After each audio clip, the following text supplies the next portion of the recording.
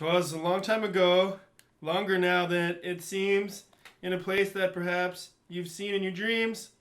For the story that you are about to be told began with the holiday worlds of old. Welcome to Instant Discussions. Really, do you think? Yeah, you can. Wait. Fresh cookies! That was Video Game the Movie? Nope. Oh. This is episode 90 something, 3 or 4, something now. Yeah. Nightmare Before Christmas! No. See, we started off December with Video Game the Movie last week because video games are like the best gift to get for Christmas. Yeah. So, Oh, yeah. obviously, Video Game the Movie. So we continue our December with the Nightmare Before Christmas. Tony's pick. Steffan, have you been playing the same game this whole week? Still playing Mario. You're ridiculous. Mario's so cute, you guys. So, Tony, I remember last year when we were picking our holiday movies, and we were talking about wanting to do Nightmare Before Christmas, but then we said, yeah, that's just going to be stupid because we're just going to be saying like, oh, isn't that part cool? Like, there's not, we're not, there's no discrepancy in the film. We just do that. So then this year, last week, you say, I know what movie I'm going to pick next week. The Nightmare Before Christmas. So, I'm hoping you have a really good topic to talk about with this film. Remember that one part? You built it up, Tony. So when was the first time you saw this movie? Bunny! Because you're old. I don't even remember the Did you last see it time in I saw it. theaters? No, first time. I don't remember the first time. I didn't see it in theaters. Okay. I watched it on VHS, I think. I watched it on Laserdisc. I don't know the first time I saw it because it came out when I was like 5. So I doubt I would have seen it in theaters, but there's always a chance. I don't know. One of my favorite things about this is just that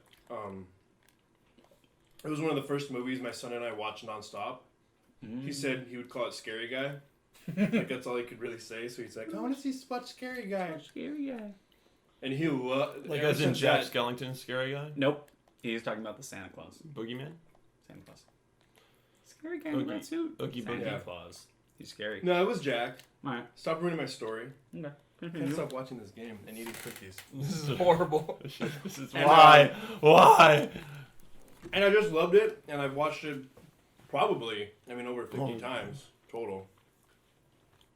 I've had all the songs, you guys probably have it too, memorized all the songs, and it's just a great film, and I liked it.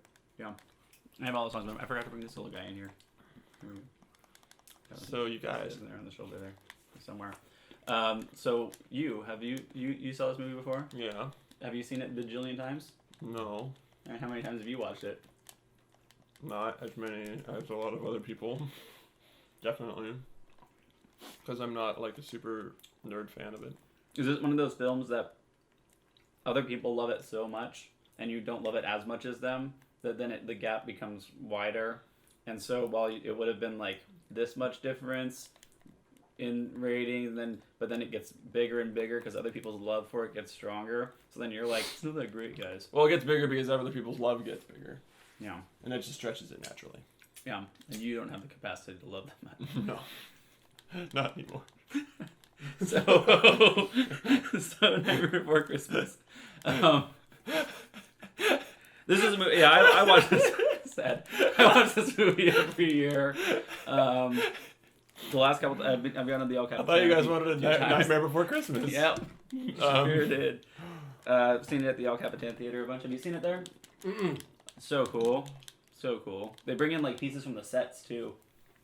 So from the sets? Yeah. Was this? They had like the giant the mountain with the curlicue on it. Oh, that's cool. Does it like they had it there? Does it undo and everything?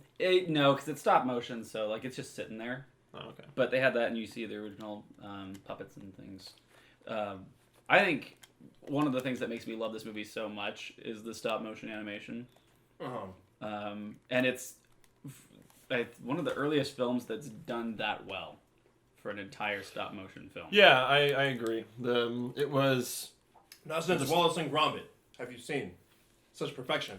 Now I have to look up when Wallace and Gromit I'm just was. kidding. No, that was so shitty stuff. Like the newer Wallace and Gromit. But the old ones, you can see like the thumbprints on stuff. Yeah. Yeah. But that's part of the charm too, like just seeing the physical nature of it. Well, when I first Something you saw don't this, get with CGI. I like seriously could not believe that it was like stop animation. Just Yeah. all the detail. You're like, this is bullshit. Fuck these guys. They're liars. The But they problem weren't. with stop motion films that come out nowadays is that CGI's gotten good enough that it's it doesn't. It's the difference isn't that big. But you can this is still from tell 93. like, The charm is gone. The charm's still there, but it's not as big of a difference. Nowadays, if this film were to come out and the stop motion wasn't talked about beforehand, people could think that it was done CGI. I think that's where the thing is. But back in that time, in '93, that's around the time of I think '94 was the first Toy Story. So you don't even have Toy Story yet, and so the early animated CGI films, they don't have a computer generated feature film. So you had to do stop motion to make that happen. They've used 20 different sound stages at one time to make this movie. I think that speaking of that, the music is my favorite thing of this film. Yes. Like The favorite? Absolutely love it. yeah. Period. That's good. Yeah. I can just listen to the soundtrack a lot actually. And I got to go to the that Danny Elfman concert they did in Halloween. You did? That's cool. I didn't get to go the first year they did it, but I went the second year. And to hear like Danny Elfman comes out with the orchestra and sings the Jack Skellington songs from the film. That's cool. And he also did Oogie Boogie's song. He sang Oogie Boogie's part, and the orchestra conductor played Santa. Oh. So like he turned around during Santa's part and sang that. It's just like so cool. Wow, the conductor sang. Yeah, it was fun. And the like during This Is Halloween, it was Danny Elfman and then 3 other people who came out to join him. They wore silly hats and sang the parts. So Danny Elfman was the singing voice of Jack Skellington, not the speaking voice of it. Oh, I know that. Yeah, but they cast a really good voice actor who sounded similar to Danny Elfman. It's just better to have an actor doing that part, a voice actor doing it. Yeah, acting. Yeah. But you still get the great singing in it, so it's that Oingo Boingo style there. Film cost $18 million to make, which seems small for That's really this small. film. Yeah. Just imagine it costing a lot. Because they have more than- so many different characters. I think the thing that keeps the budget down is there's not a ton of big name actors in it. Like when they do these films nowadays, any of the stop motion films, they're casting known actors in it. Even the like Corpse Bride got Which wasn't Johnny Depp in there. wasn't and even stuff. close to as good. No. Remember when that came out? They're like, "Oh, it's gonna be just like Nightmare." Well, Fuck no, it was a piece of shit. yeah, this film is not directed by Tim Burton. He was going to direct it, but he was too busy with Batman Returns, and 2, he didn't want to do the tedious process of stop motion animation. So it ended up being directed by Henry Selick, who also directed James and the Giant Peach, which Tim Burton produced and wrote, and then went on to do Coraline. Coraline.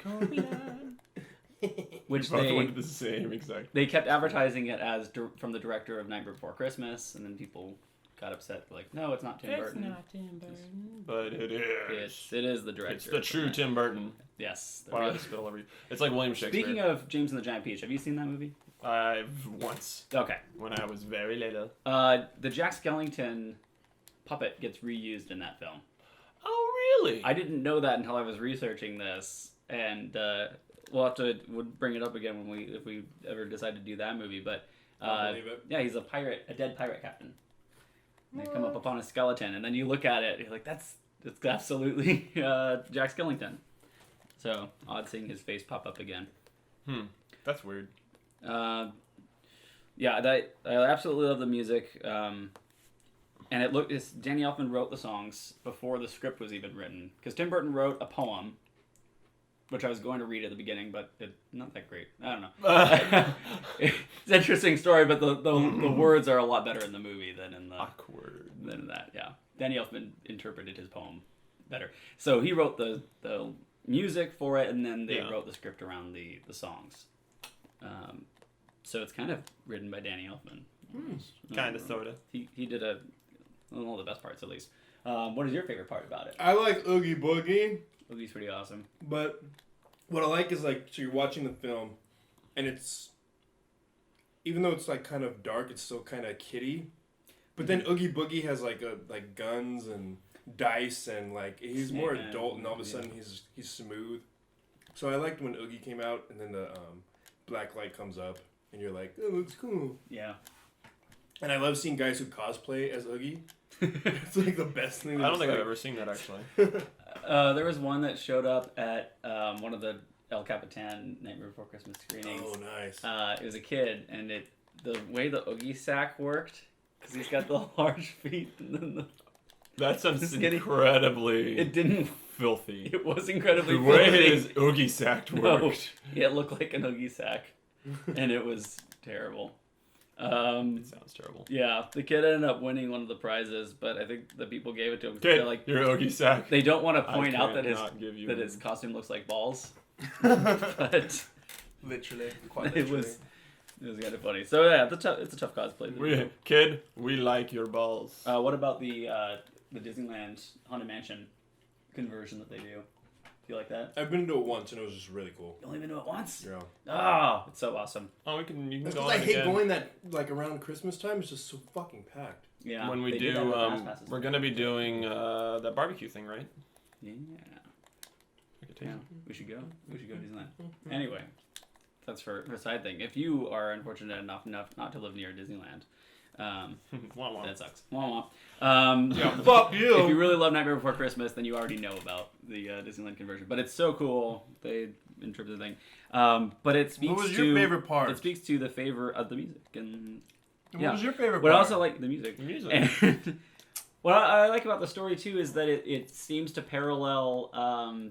To me, I like to attribute it to Danny Elfman's music career as Jack Skellington, because he's the king of Halloween. Danny Elfman is the king of Oingo Boingo and that Halloween music that he does with Oingo Boingo. He's a huge rock star in the '80s, and then he leaves it all behind. Just drops it all, just never perform again with Oingo Boingo, and goes to score films after what you would say is being a composer, a more lofty, highbrow kind of art form than being just a rock star. And it's that thing of like, I can go after Christmas. This would be great. And but the way that it differs is that Danny Elfman's actually good at composing. Yeah, it's really good. And Jack Skellington's not so good at Christmas. Right. He's terrible. See, at what I want to Yes. do is But then he realized he should go back to that. I want to write a sequel. A sequel? Uh-huh. A lot of people want to write a I sequel. have it all set out. It's going to be the best sequel ever. It's going to involve multiple worlds. Yeah, it's all the There's- trees, right? And one little girl who grows up to be a stupid bitch who wants to destroy all holidays. Basically like a Jehovah's Witness. Okay, that sounds kind of cool, actually. Yeah. Yeah, that's a good area I hadn't. But there's a thought of. lesson at the end, but I can't tell you. No, we don't. There's a lesson at the end. Yeah. All right, we need to start working on this movie. Yeah, this film, Disney wanted to show off all of their awesomeness following. They were saying the follow up to Who Framed Roger Rabbit in the steps in animation, and I think it really is like. As Roger Rabbit was a great landmark in animation. I think I'm still more impressed with Roger Rabbit though. What? Fuck that. Well, Roger Rabbit, yeah, I like Roger Rabbit more as a film, but it's a different style of animation too.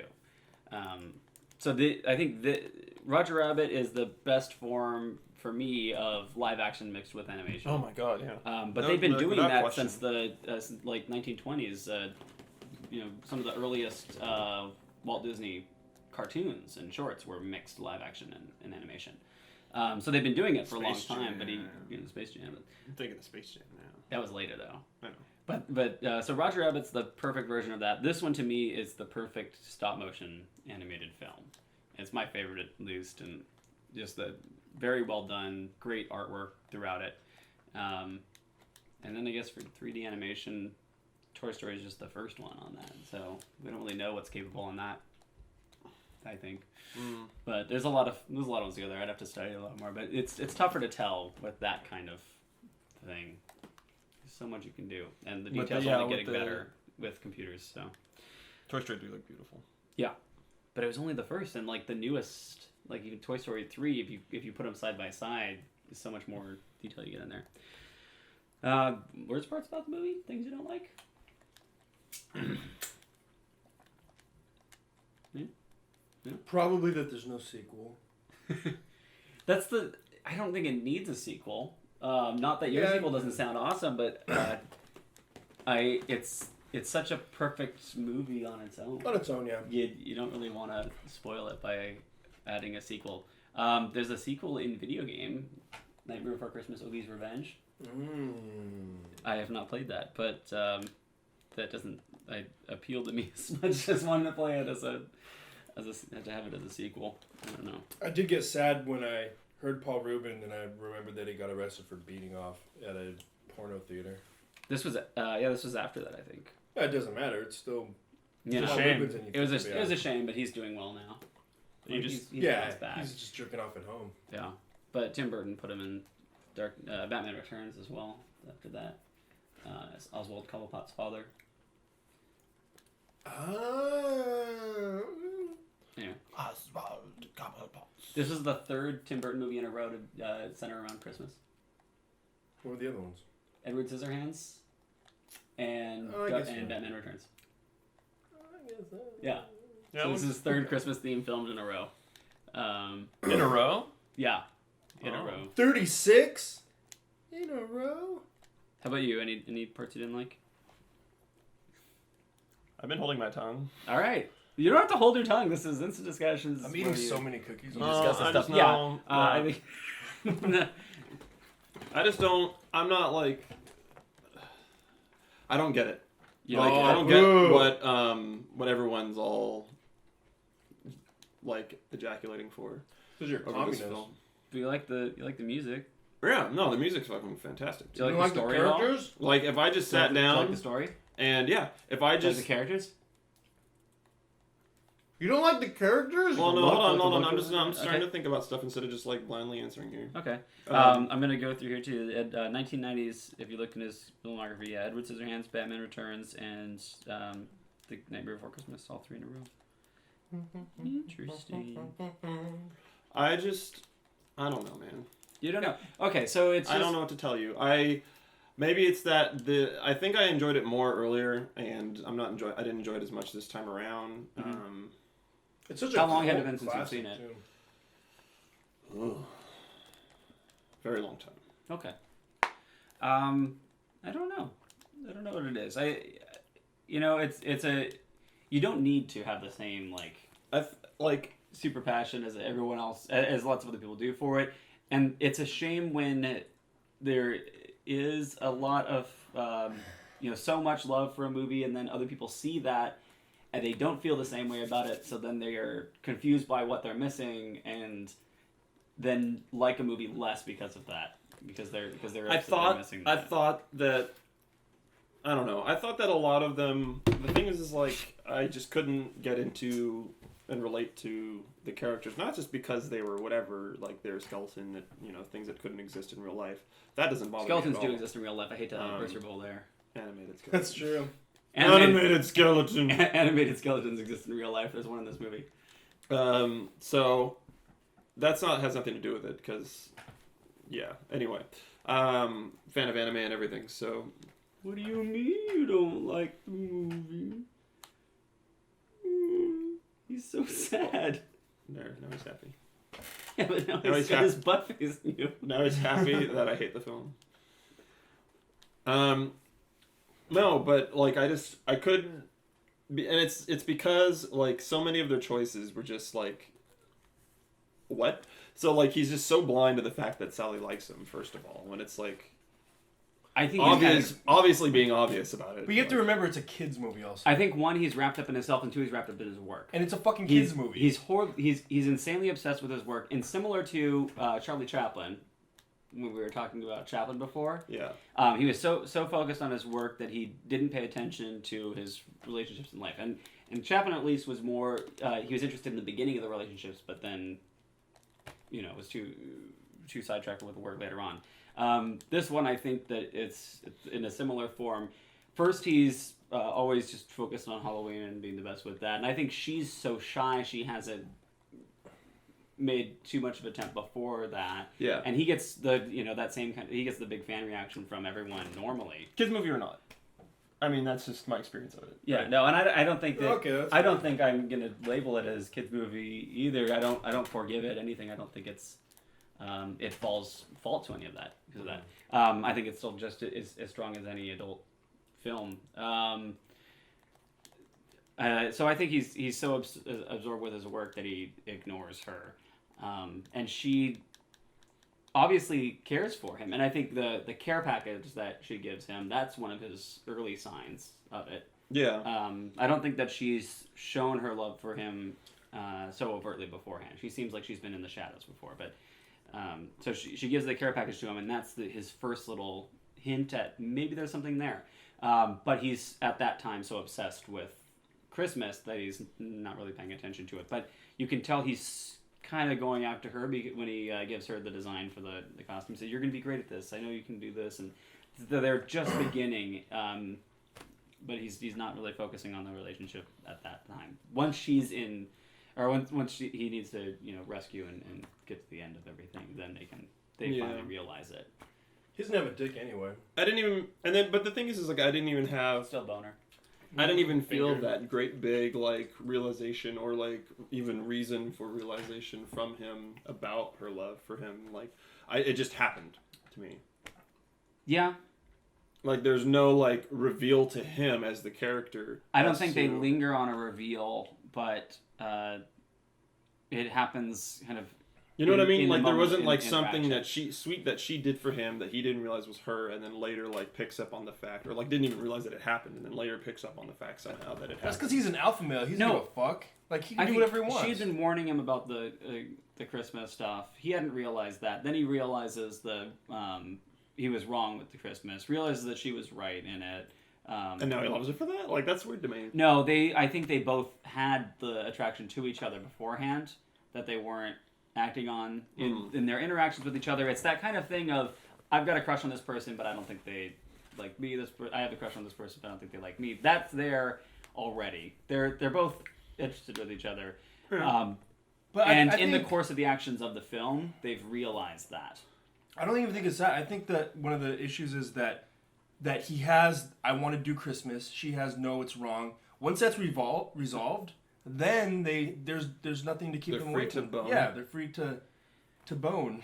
I think they're just getting started in their relationship. They're not. Imagine their kids. Their kids would be ugly. Like, they don't get married at the end of the film. Yeah. It's just that it's casual. They've realized that that everything else is put aside, and they can now begin any of that. It's the story. The focus of the story isn't their relationship.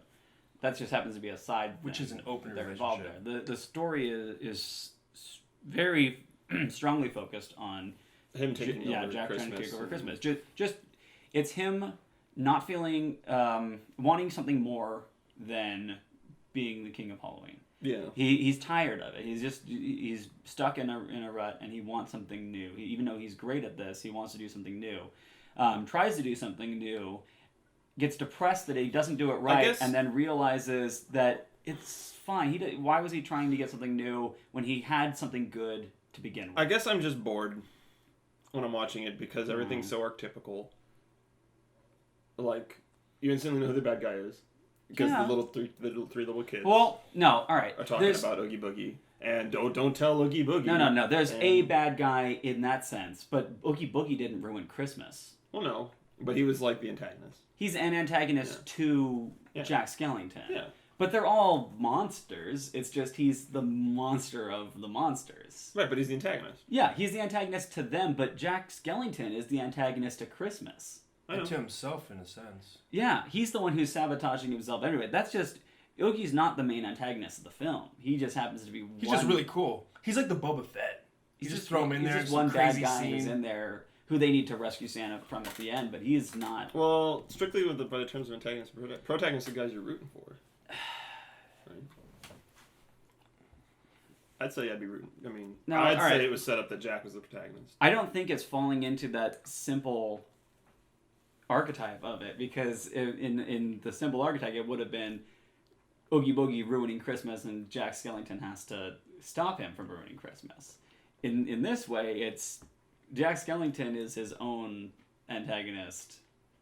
He's the one he's needs to defeat, and Oogie Boogie's just a side Yeah.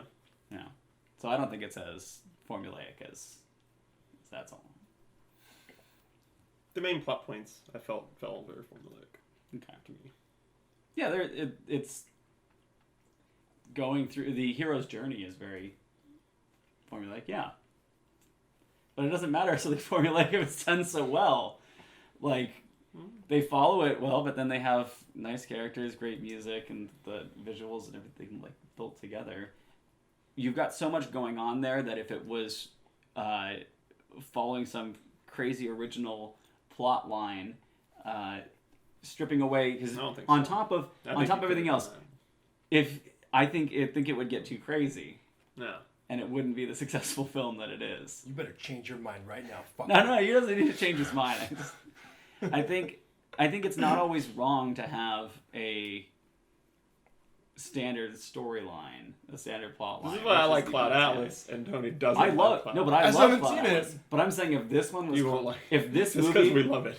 if this film was Cloud Atlas, sure, we would have loved it, but it would have made $10,000, and it wouldn't be out.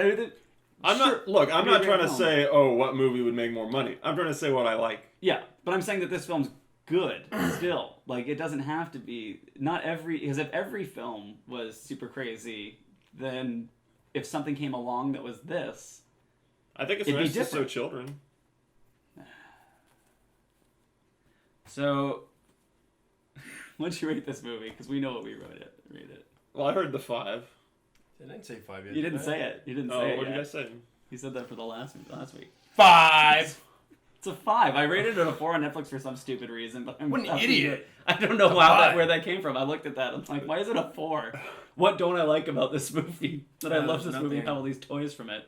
So what do you rate it? I'm just gonna keep beating. Hold on. Yes. What do you rate this movie? You just keep beating on. No, actually. Stop. I hit you with my baseball. What do you rate this movie? Eat a cookie. I'm giving it a 3. Boo! It's not a 1 star. It's just so sad. I didn't Tony it. I know, but it's sad that It's not like fucking There Will Be Blood. God damn it, dude. I'm still so upset about I that. know. Somebody left a crumb on this one. So sad. So sad. There's more than that loss there. It's still all right. like it. Technically. You're supposed to love it. Yeah, but on Rotten Tomatoes, that's actually a negative score. Oh, is it? 3.5 and above is a positive. Oh, really? Yeah, three that's funny. is bad. Well, there it is. So mean. All right, I guess thanks for watching. I don't even want to do an episode next week now. Do you guys want to do an episode next week? We're just gonna end it. It'll be the last episode. All right, fine. All right, thanks for watching Instant Discussions. It's been a nice run. We almost got to 100 episodes, but Wow. I guess if you wanna tune in next week. Do you have a recommendation for movies to keep Yeah, watching? if you want to keep watching movies. A few weeks ago, a movie came out in theaters. I don't know. Well, we already did Battle Royale. Yep. So I figured we'd do the sequel to Battle Royale. You mean Hunger Games? Yep, Hunger Games. There's actually a sequel to Battle Royale, though. Yeah, there is. Part 2. It's horrible. Yeah, no. I'm like, don't confuse them. There is actually a sequel to the movie. I choose to believe that Battle Royale 2 doesnn't exist. Like there's 3 Indiana Joneses. Yeah. Some people will say there's 2 Indiana Jones. All right, so yeah, Battle Royale 2, aka The Hunger Games, Breaking Dawn. Catching Fire. Mockingjay. Yeah, Catching Fire. No, Catching Fire. Catching Fire. The only one that's on Instant Watch. For some reason, the first one's not on Instant Watch. This isn't like a. I know. The Hunger Games. I know. It's Catching Fire. It's Catching Fire. It is. Yeah. I don't know. They all got names. Whatever. Hunger Games. The first one. Right? No, not the first one. No, the second one. Oh, is it the first the one's second not one? on. Yeah. Okay. No, we already did Battle Royale. Everyone already knows what happens in the first thing because of Battle Royale. Mm-hmm. And then you watch Same exact ending. basically the same ending. And then we follow those people along. Well, good thing I've actually seen Hunger Games then. No, you don't need to. You just see Battle Royale. Anyway, thanks for watching. No, I think it matters. I think there's a difference. Well, we're not even going to talk about it anyway. This is just for people to watch. No, but I'm saying there's a difference. You can't watch Battle Royale then go into Catching Fire. I think you can. There's story points. Can. It's the same exact thing. No, but there's story points to the specific characters. Pretty much the that same matter. thing, It's though. like it's not like pot-lit binoculars are in fucking catching fire. They're not. You're one to talk about story matter and giving it 3 stars. Never for Anyway, thanks for watching. I can't believe you're giving me as much shit as you are compared to the fucking moron. I'm just disappointed. No, him. Now it's expected of him, but for you, it's sad. All right. I can't believe what you gave Trigun. Boo. Anyway. Boo everybody. Yeah. Boo earns. Everyone sucks. I hate this. Let's leave. Goodbye.